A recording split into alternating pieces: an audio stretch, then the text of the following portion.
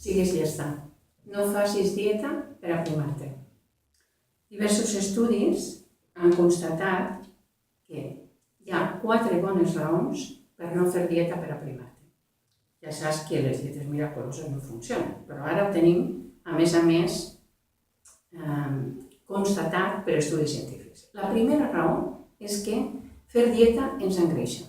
En fer dieta, a mig termini, acabem recuperant els quilos que havíem aconseguit aprimar-nos i ens sobrecarreguem amb uns quilets més de proteïna.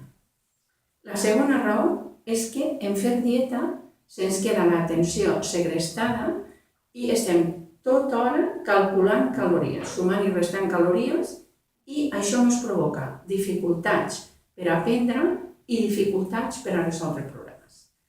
La tercera raó és que en tan bon punt nosaltres ens proposem una autocontenció, és a dir, fer dieta, doncs no menjaré d'això, doncs no menjaré d'allò, doncs immediatament se'ns genera una necessitat incontenible de transgredir aquelles prohibicions que ens havíem autoimposat.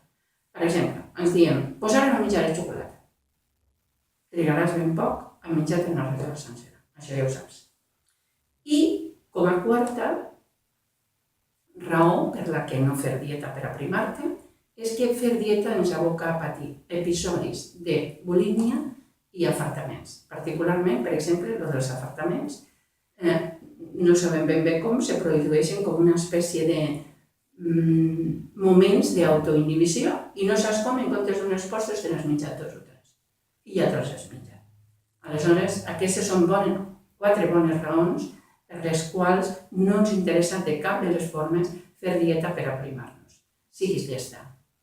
I si vols aprimar-te definitivament, adopta el programa Dieta Mai Més, que el trobaràs publicat al blog Receptes per Viure Bé. Espero que aquesta informació t'hagi estat d'utilitat i t'animo a compartir-la.